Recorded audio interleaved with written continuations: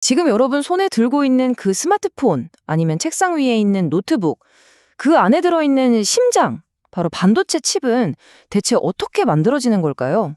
오늘은 바로 그 이야기, 불가능을 인쇄하는 기술이라고 불리는 현대 기술의 핵심, 바로 반도체 리소그래피의 세계로 한번 들어가 보겠습니다. 이게 좀 믿기 힘든 말처럼 들릴 수도 있는데 사실이에요. 우리가 매일 쓰는 스마트폰, 컴퓨터, 심지어 자동차의 두뇌까지 이 모든 디지털 세상이 사실은 빛으로 인쇄한 회로 위에 세워져 있다는 거. 말 그대로 세상에서 가장 정교한 인쇄술, 인셈인데 아주 미세한 회로를 마치 사진 찍듯이 웨이퍼에 새겨 넣는 거죠. 자, 그런데 여기서 정말 말도 안 되는 문제가 생깁니다. 만약에 말이죠, 우리가 그려야 할 회로가 그걸 그리는 데 쓰는 빛의 파장보다도 더 작아진다면 이건 어떻게 해야 할까요? 상식적으로는 완전 불가능한 일이잖아요. 굵은 펜으로 머리카락보다 가는 선을 그을 수는 없는 것처럼요. 바로 이 지점이 지난 수십 년간 전 세계 최고의 엔지니어들이 맞서 싸워온 거대한 물리학의 장벽이었습니다. 이게 얼마나 중요하냐면요. 반도체 칩 하나를 만드는 전체 비용을 100으로 봤을 때 무려 35%가 바로 이 리소그래피라는 단 하나의 공정에 들어갑니다. 어마어마하죠? 그 어떤 공정보다도 비싸고 또 그만큼 중요하고 까다롭다는 뜻이에요. 사실상 칩의 성능과 미래가 전부 이 공정에 달려있다고 해도 과언이 아닙니다. 자, 그럼 본격적으로 한번 들어가 볼까요? 도대체 리소그래피가 뭐길래 이렇게 중요할까? 그 기본 원리는요, 의외로 아주 간단한 비유로 설명할 수 있습니다. 그냥 이렇게 생각하시면 돼요. 세상에서 가장 정밀하고 또 가장 비싼 사진을 찍는 과정이다. 사진 찍는 거에 한번 비유해 볼게요. 우리가 만들고 싶은 회로의 원본 설계도가 담긴 마스크라는 게 있는데 이게 바로 사진의 필름 원판 같은 거예요.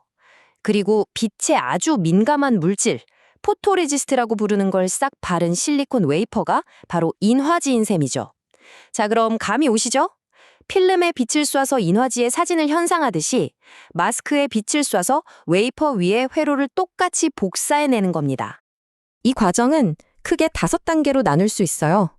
먼저 얇은 실리콘판, 웨이퍼 위에 빛에 반응하는 감광액, 즉 포토레지스트를 얇게 코팅합니다. 그 다음 회로 원본인 마스크를 올리고 자외선을 쫙 쬐어주는 거죠. 그리고 현상을 하면 빛 때문에 성질이 변한 부분이 씻겨나가면서 패턴이 딱 드러나요. 그럼 이제 남은 포토레지스트를 보호막 삼아서 그 아랫부분을 깎아내고 마지막으로 남은 포토레지스트까지 싹 제거하면 끝! 원하는 회로 패턴만 웨이퍼에 예쁘게 새겨지는 겁니다. 이 단순해 보이는 과정을 수백 번, 수천 번 반복해서 우리가 아는 복잡한 반도체 칩을 층층이 쌓아 올리는 거죠. 근데 이때 쓰는 감광액, 포토레지스트에도 종류가 2가지가 있어요. 포지티브 타입은 빛을 받은 부분이 약해져서 현상할 때 씻겨나가요.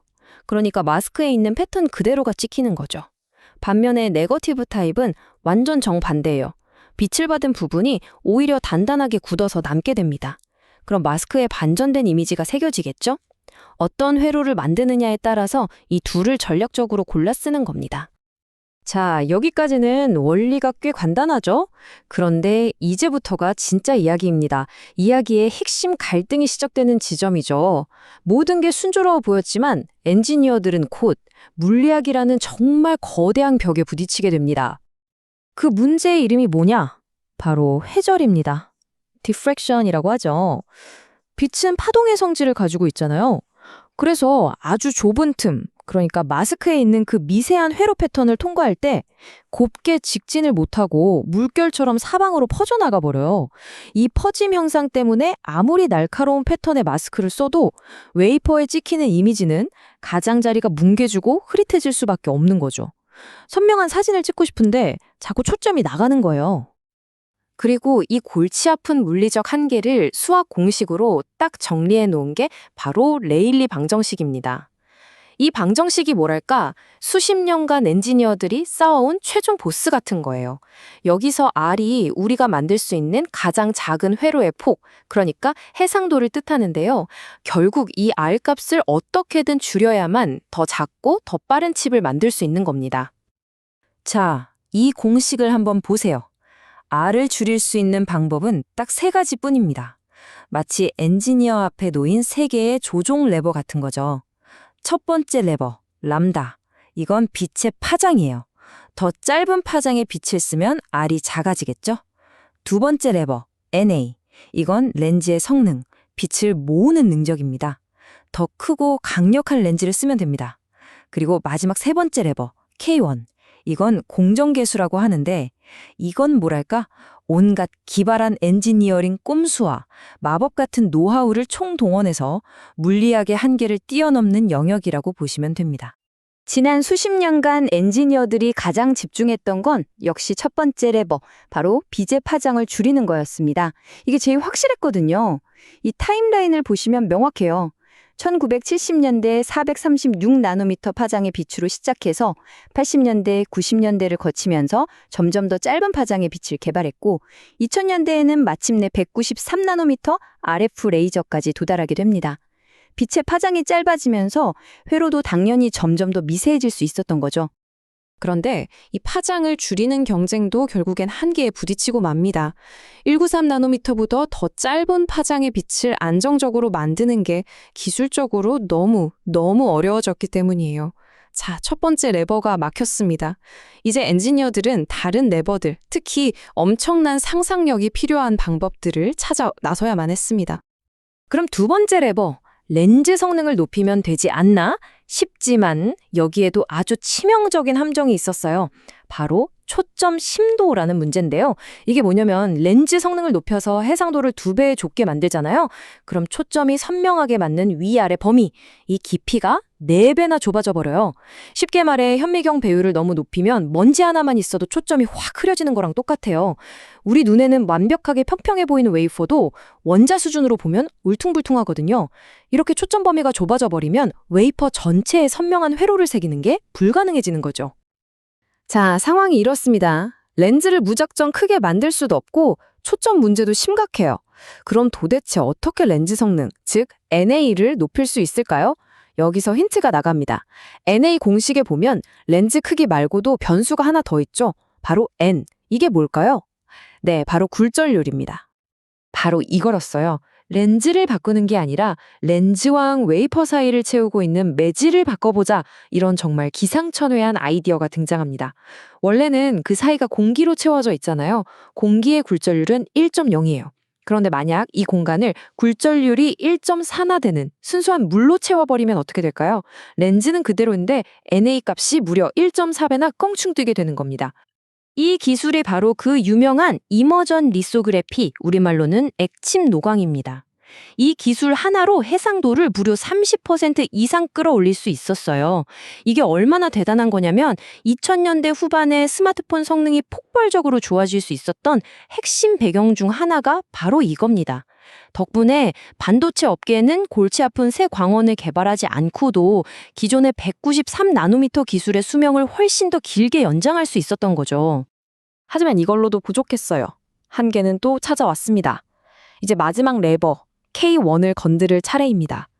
여기서부터는 정말 물리학을 속이는 마법에 가까운 기술들이 등장합니다. 그 대표적인 게 바로 OPC, 광학 근접 보정 기술이에요. 아이디어가 정말 역설적인데요. 어차피 빛의 회절 때문에 회로 모서리가 둥글게 찍힐 거라면 아예 처음부터 둥글게 깎일 걸 미리 계산해서 마스크 모양을 일부러 이상하게 왜곡시켜 놓자라는 겁니다. 자, 이 그림을 보시면 바로 이해가 되실 겁니다. 왼쪽에 있는 게 실제 마스크 모양이에요. 우리가 원하는 건 완벽한 L자인데 일부러 모서리에 이상한 돌기 같은 걸 붙여서 모양을 왜곡시켜 놨죠. 그런데 이 틀린 마스크에 빛을 통과시키면 놀랍게도 회절 현상이 이 왜곡된 부분을 상쇄시키면서 오른쪽 결과물처럼 완벽하고 날카로운 L자 모양이 딱 찍히게 되는 겁니다. 일부러 틀리게 그려서 완벽한 결과를 만들어내는 거죠. 정말 기가 막힌 발상 아닙니까? 이머전, OPC 이런 마법 같은 기술들로 193나노미터 기술의 한계를 정말 마지막 한 방울까지 쥐어짰지만 그것도 영원할 순 없었습니다. 마침내 인류는 완전히 새로운 세대의 빛을 찾아 궁극의 리소그래피 장비를 만들기 위한 거대한 도전을 시작하게 됩니다. 몇몇 유력한 후보들이 있었지만 번번이 좌절됐어요. 157나노미터 F2 레이저 같은 경우는 굉장히 유력했지만 이 강력한 빛을 버텨낼 렌즈 재료를 끝내 찾지 못해서 포기해야 했죠. 그리고 모두가 거의 불가능할 거라고 여겼던 마지막 희망, 바로 EUV가 있었습니다. 파장이 무려 13.5나노미터. 잠재력은 어마어마했지만 치명적인 약점이 있었어요. 빛의 힘이 너무 약해서 대량 생산에 써먹는 건 거의 꿈도 꿀 수 없는 수준이었다는 거죠. 결론부터 말하면 이 경쟁의 최종 승자는 EUV였습니다. 하지만 그 과정은 정말 험난했어요. 이 EUV 빛은요, 파장이 너무 짧아서 지구상의 거의 모든 물질에 그냥 흡수되어 버려요. 당연히 렌즈 같은 건 통과할 수도 없죠. 그래서 엔지니어들은 기존의 렌즈를 쓰는 굴절 방식을 아예 포기하고 아주 특수하게 제작된 여러 겹의 거울로 빛을 또 반사시키는 반사 방식의 광학계를 완전히 새로 설계해야만 했습니다. 이 약한 광원 문제를 해결하고 이 말도 안 되게 복잡한 시스템을 완성하는데 수십 년의 시간과 정말 천문학적인 돈이 쏟아부어졌습니다. 자, 이 길고 긴 이야기가 우리에게 말해주는 건 뭘까요? 바로 우리가 너무나 당연하게 누리는 이 기술 발전, 이른바 무어의 법칙이라는 게 결코 저절로 이루어진 게 아니라는 겁니다. 이건 빛의 회절이라는 거대한 물리 법칙에 맞서 싸운 수많은 엔지니어들의 수십 년에 걸친 끈질긴 싸움의 결과물이에요. 지금 여러분 손에 들린 그 스마트폰이 바로 그 위대한 승리의 증거인 셈이고요. 그리고 이 모든 일을 가능하게 한 EUV 장비는 버스한데 크게 가격은 수천억 원에 달하는 인류가 만들어낸 가장 복잡하고 정밀한 기계로 기록되고 있습니다. 오늘 우리는 빛의 물리적 한계를 극복하고 말 그대로 불가능을 인쇄해온 인류의 놀라운 여정을 함께 따라가 봤습니다. 빛의 법칙을 교묘하게 속이고 때로는 정면으로 돌파하면서 지금의 디지털 세상을 만들어냈죠. 자, 그럼 마지막으로 이런 질문을 한번 던져보고 싶습니다. 우리의 다음 도전은 무엇일까요? 다가올 미래를 만들기 위해 우리는 또 어떤 물리학의 법칙을 속이고 넘어서야만 할까요?